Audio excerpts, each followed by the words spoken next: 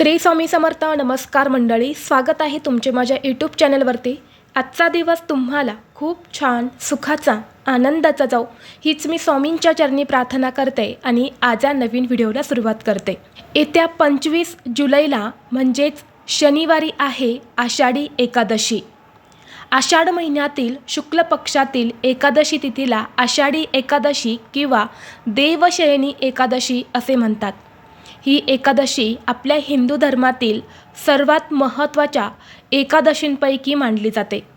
आपल्या हिंदू धर्मात या आषाढी एकादशीचे अत्यंत महत्त्वाचे स्थान आहे. जर आपण या दिवशी व्रत केले तर आपल्याला वर्षभरातील सर्व एकादशींचं पुण्यफळ प्राप्त होतं आणि म्हणून या दिवशी अगदी लहान मुलांपासून ते मोठ्यांपर्यंत सर्वजण व्रत करतात. या दिवसापासून भगवान विष्णू 4 महिन्यांसाठी योगनिद्रेत जातात. या 4 महिन्यांच्या कालावधीला चातुर्मास म्हणतात. आषाढी एकादशीचा दिवस हा भक्ती, श्रद्धा आणि समतेचे प्रतीक मानला जातो. या आषाढी एकादशीच्या व्रतामध्ये सर्व देवतांचे तेज एकवटलेले असते आणि म्हणून या दिवशी आपण व्रत केले तर सर्व देवी देवतांचे आशीर्वाद हे देखील आपल्याला प्राप्त होतात. या आषाढी एकादशीला वातावरणात सकारात्मक लहरी या खूप जास्त प्रमाणामध्ये सक्रिय असतात आणि म्हणून या दिवशी व्रतासोबतच विठ्ठलाच्या पूजेसोबतच काही प्रभावी उपाय आणि सेवासुद्धा केल्या जातात. आज व्हिडिओमध्ये मी तुम्हाला एक अतिशय प्रभावी असा उपाय सांगणार आहे. शनिवारी आषाढी एकादशीला तुम्ही उपवास नाही केला तरी चालेल, पण प्रत्येक आईने आपल्या मुलांच्या उज्ज्वल भविष्यासाठी इथे लावा असा एक दिवा. हा दिवा लावल्याने मुलांचे सर्व दोष, नजरबाधा, संकट, विघ्न, अडचणी दूर होऊन सोन्यासारखे दिवस येतील. अभ्यासात प्रगती, नोकरीत भरभरून यश मिळेल. मुलांची प्रत्येक इच्छा ही पूर्ण होईल. तर हा दिवा कुठे लावायचा आहे, कसा लावायचा आहे याबद्दलची संपूर्ण माहिती या व्हिडिओमध्ये मी तुमच्यासोबत शेअर करणार आहे. त्यामुळे तुम्ही हा व्हिडिओ स्किप न करता शेवटपर्यंत नक्की पहा. चॅनलवरती नवीन असाल तर सबस्क्राईब करा आणि असेच माहितीपूर्व नवनवीन व्हिडिओ पाहण्यासाठी बेल आयकॉनलाही प्रेस करा. म्हणजे जेव्हा कधी मी नवीन व्हिडिओ अपलोड करेल त्याचं नोटिफिकेशन सर्वात अगोदर तुम्हाला भेटेल आणि तुम्ही एक पण व्हिडिओ मिस करणार नाही. तसेच व्हिडिओला एक हाईप देखील द्या. आज या व्हिडिओमध्ये मी तुम्हाला जो उपाय सांगणार आहे तर हा अत्यंत प्रभावी आणि सात्विक उपाय आहेत. एकादशी तिथी ही अत्यंत शुभ असल्यामुळे या दिवशी मुलांसाठी काही खास उपाय जे आहेत तर ते केले जातात. या आषाढी एकादशीचा प्रारंभ 24 जुलैला सकाळी 9:15 होणार आहे आणि समाप्ती 25 जुलैला सकाळी 11:35 होणार आहे. उदयतिथीनुसार आपल्याला 25 जुलैलाच म्हणजे शनिवारी व्रत करायचं आहे. जे काही उपाय आणि सेवा आहेत तर त्यासुद्धा आपल्याला 25 जुलै रोजीच करायच्या आहेत. आता हा जो उपाय आहे तर हा उपाय आपल्याला या आषाढी एकादशीच्या दिवशी सकाळी किंवा संध्याकाळी करायचा आहे. सकाळी हा उपाय जर तुम्ही करणार असेल तर सकाळी 9:30च्या अगोदरच तुम्हाला हा उपाय करायचा आहे आणि संध्याकाळी करणार असेल तर संध्याकाळी 6 वाजल्यापासून ते 9:30 वाजेपर्यंत तुम्ही हा उपाय करू शकता. शक्य असेल तर सकाळच्या वेळेमध्येच हा उपाय करण्याचा प्रयत्न करा. ज्यांना नाही शक्य होणार त्यांनी संध्याकाळी केला तर चालेल. कारण ही सकाळची आणि संध्याकाळची जी वेळ असते ना ती वेळ आपल्या घरात लक्ष्मी येण्याची वेळ असते आणि या वेळेला वातावरणात ज्या काही सकारात्मक लहरी असतात तर त्या खूप जास्त प्रमाणामध्ये सक्रिय असतात आणि म्हणून या वेळेमध्ये आपण काही उपाय जर केले तर ते खूप जास्त प्रभावी ठरत असतात. उपाय जो सांगणार आहे तर तो तुम्ही तुमच्या अगदी लहान मुलांपासून ते मोठ्यांपर्यंत सर्वांसाठी करू शकता. मुलं आणि मुली या दोघांसाठी तुम्हाला हा उपाय करता येणार आहे. त्याचबरोबर जर तुमची मुलं बाहेरगावी शिकायला असतील तर त्यांच्यासाठी सुद्धा हा उपाय तुम्ही करू शकता. तो कसा करायचा ते सुद्धा मी तुम्हाला पुढे व्हिडिओमध्ये मी सांगणार आहे. आता जेव्हा आपण दिवा लावतो तर दिव्याचा हा लख्ख प्रकाश असतो. तर तसाच लख्ख प्रकाश आपल्या मुलांच्या आयुष्यामध्ये यावा, त्यांच्या जीवनामध्ये यावा. त्यांच्या जीवनातील जो काही अंधार आहे, जी काही संकट आहे, जे काही अडचणी आहे तर त्या निघून जाण्यासाठी आपण हा उपाय करणार आहे. कारण प्रत्येक मुलाच्या आयुष्यामध्ये काही ना काही समस्या ही असतेच आणि त्या समस्येचं कुठंतरी निवारण व्हावं यासाठी आपण हा उपाय करणार आहे.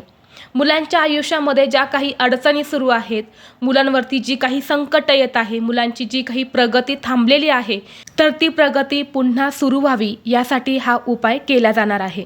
त्याचबरोबर आपल्या घरात जी लहान मुलं असतात तर ती सतत हट्टीपणा करत असतात, चिडचिड करत असतात, उद्धटपणाने बोलत असतात, मोठ्यांचं ऐकत नाही किंवा बऱ्याच वेळा असं होतं ना, आपली मुलं सतत आजारी पडत असतात. जर आपल्या मुलांना बाहेरची वारंवार नजरबाधा होत असेल, एखाद्या व्यक्तीची वाईट नजर आपल्या मुलाला लागत असेल, तर ते आपल्या लक्षात येत नाही, परंतु त्यामुळे सुद्धा बऱ्याच वेळा आपली मुलं जी आहे तर ती आजारी पडत असतात. आणि म्हणून मुलांची नजरबाधा दूर होण्यासाठी सुद्धा हा उपाय तितकाच प्रभावी मानला जातो. तसेच मुलांची अभ्यासात, शिक्षणात, नोकरीत भरभरून प्रगती व्हावी यासाठी सुद्धा हा उपाय तितकाच जास्त प्रभावी मानला जातो. हा उपाय केल्याने मुलांच्या कुंडलीतील सर्व दोष, संकट, अडचणी यांचं निवारण होतं. आता हा उपाय करण्यासाठी आपल्याला आषाढी एकादशीच्या दिवशी सकाळी लवकर उठायचं आहे. अंघोळीच्या पाण्यामध्ये एक तुळशीपत्र आणि थोडीशी हळद टाकायची आहेत. मुलांना अंघोळ घालताना सुद्धा या 2 वस्तू टाकायच्या आहेत आणि थोडंसं गंगाजलसुद्धा टाकायचं आहे. कारण आषाढी एकादशीच्या दिवशी व्रतासोबतच स्नानाला खूप जास्त महत्त्व आहे. यामुळे आपलं शरीर हे शुद्ध आणि पवित्र होते, म्हणून ह्या 3 वस्तू टाकून स्नान करायचं आहे. यानंतर स्वच्छ कपडे परिधान करून देवघरातील देवांची तुम्हाला पूजा अर्चा करून घ्यायच्या आहेत. भगवान विष्णूंची, विठ्ठलाची मूर्ती असेल तर मूर्तीवरती अभिषेक नक्की करा. फोटो असेल तर स्वच्छ पुसून काढा. त्यांना पिवळ्या रंगाची फुलं, तुळशीपत्र तुम्हाला अर्पण करायचे आहेत. धूप, दीप, अगरबत्ती लावून घरातील वातावरण हे प्रसन्न करायचं आहे. आणि त्यानंतर लगेचच तुम्ही हा उपाय केला तरी चालेल किंवा संध्याकाळीसुद्धा तुम्ही हा उपाय करू शकता. आता उपाय करण्यासाठी तुम्हाला एक दिवा लागणार आहे. मातीची पंती तुम्ही घेतली तरीही चालेल किंवा इतर कोणत्याही धातूचा दिवा तुम्ही घेऊ शकता. यानंतर त्यामध्ये तुम्हाला शुद्ध गाईचं तूप घालायचं आहे. तूपच घालण्याचा जास्तीत जास्त प्रयत्न करा. तूप नसेल तर मग तुम्ही तेल घालू शकता. यानंतर त्या दिव्यामध्ये आपल्याला 9 या संख्येमध्ये लांब कापसाच्या वाती लावायच्या आहेत. 9 वाती एकत्र करून तुम्ही त्याची एक वात बनवली तरी चालेल किंवा 9 वेगवेगळ्या वाती त्या दिव्यामध्ये तुम्ही लावल्या तरीसुद्धा चालेल. फक्त 9 वातींचा दिवा जो आहे तर तो आपल्याला बनवायचा आहे. यानंतर एक प्लेट घ्यायची आहे. प्लेटमध्ये तुम्हाला थोडेसे तांदूळ ठेवायचे आहेत आणि तांदळावरती हळद कुंकू अर्पण करून त्यावरती हा दिवा ठेवायचा आहे. आणि यानंतर हा दिवा तुम्हाला प्रज्वलित करून तुमच्या मुलांच्या हाताने किंवा तुम्ही स्वतःने मुलांसाठी घरातील तुळशीच्या रोपाजवळ हा दिवा तुम्हाला लावायचा आहे.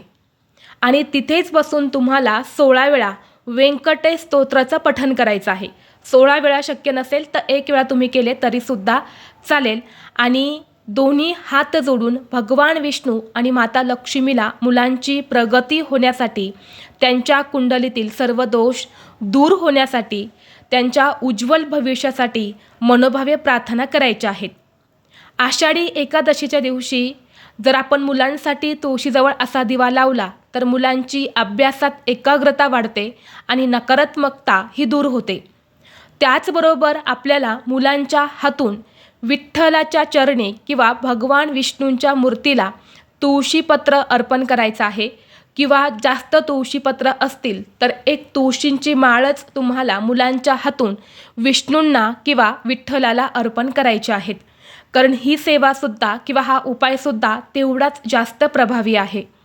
आता दिवा लावल्यानंतरनं कमीत कमी 15-20 मिनटं तेवत राहील एवढं तूप घाला. चुकून दिवा जर विझला तर मनामध्ये कोणतीही शंका आणू नका. पुन्हा दिवा हा तुम्ही प्रज्वलित करू शकता. तर अशा पद्धतीने हा छोटासा उपाय जो आहे तर तो आपल्याला आषाढी एकादशीला आपल्या मुलांसाठी करायचा आहे.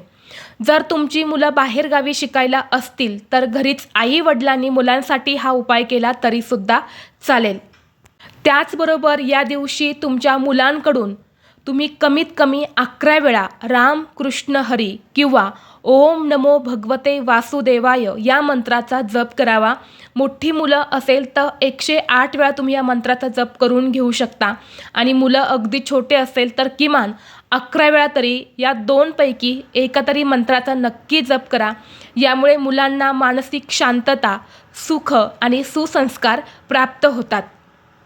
तर अशा पद्धतीने हा एक छोटासा उपाय जो आहे जर तो तुम्हाला शनिवारी आषाढी एकादशीला करायचा आहे, तर मोठी मुलं असेल तर मुलांकडून स्वतः तुम्ही हा उपाय करून घेऊ शकता आणि मुलं छोटी असेल ना तर आई-वडिलांनी मुलांसाठी हा उपाय केला तरीही चालेल. आपल्या ज्योतिषशास्त्रामध्ये हा उपाय सांगितलेला आहे आणि तोच उपाय मी तुमच्यासोबत शेअर केलेला आहे. तर ही अत्यंत महत्त्वाची माहिती मला तुमच्यापर्यंत शेअर करायची होती. व्हिडिओ तुम्हाला आवडला तर लाईक करा, चॅनलवरती नवीन असाल तर सबस्क्राईब करा आणि हा व्हिडिओ आपल्या मित्रपरिवारासोबत जास्तीत जास्त शेअर करा.